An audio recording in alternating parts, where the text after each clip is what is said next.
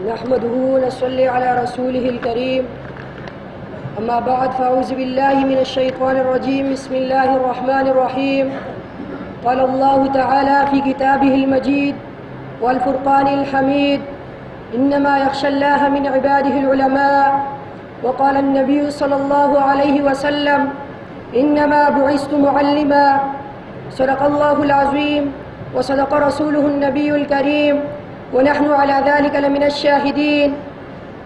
وقال الشاعر: رضينا قسمة الجبار فينا، رضينا قسمة الجبار فينا، لنا علم وللجهال مال، فإن المال يفني عن قريب، فإن المال يفني عن قريب، وإن العلم يبقى لا يزال.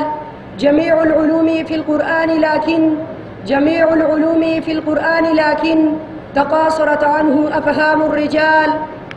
إخوان الطلبة، أيها الإخوان الكرام، أولاً أحييكم تحية الإسلام ألا وهي السلام عليكم ورحمة الله وبركاته. أخاطب إمامكم حول الموضوع فضيلة علم. أيها الإخوان، ستعرفون منزلة العلم من إن وحي الأول مشتملاً على فضل العلم، كما قال الله تعالى: وعلم الإنسان ما لم يعلم. وقال رسول الله صلى الله عليه وسلم: طلب العلم فريضة على كل مسلم. أعني طلب العلم حصوله لازما على كل مسلم ومسلمة، وفطرة الإنسان يقتضي على إنه عالم على ما حوله، وكل شيء هو سبب الارتقاء. وأيضا بدون العلم لا يمكن للإنسان أن يعرف ربه كما يليق بشانه وكما لا يعرف ربه.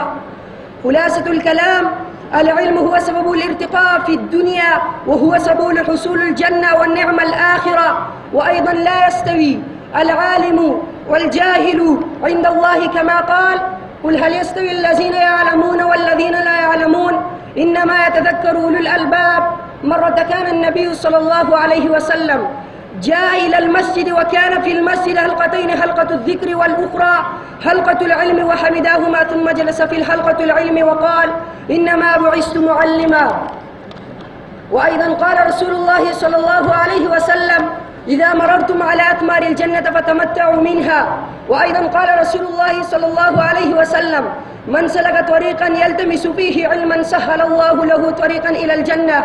وإن الملائكة لتضع أجنحتها لطالب العلم رضا بما يصنع، وإن العالم ليستغفر له من في السماوات والأرض حتى الحيتان في الماء. وإن العلماء ورثة الأنبياء، وإن الأنبياء لم يورثوا دينارا أو لا درهما، وإنما ورثوا العلم، فمن أخذه أخذ بحظ وافر.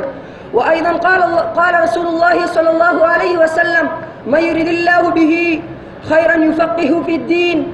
قال الله تعالى: قل هل يستوي الذين يعلمون والذين لا يعلمون، إنما يتذكر أولو الألباب. وأيضا قال الله تعالى: يرفع الله الذين آمنوا منكم والذين أوتوا العلم درجات.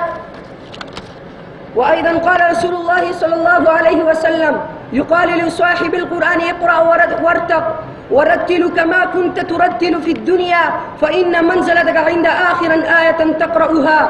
وأيضا قال رسول الله صلى الله عليه وسلم: الماهر بالقرآن مع السفرة الكرام البررة، والذي يقرأ القرآن ويتعتو فيه وهو عليه الشاق له أجران. وقال رسول الله صلى الله عليه وسلم: خيركم من تعلم القرآن وعلمه.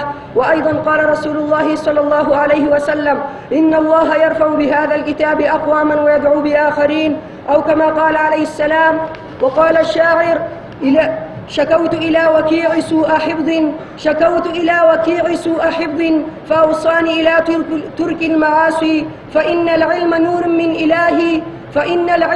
من إلهي ونور الله لا يعطى لعاص. والسلام.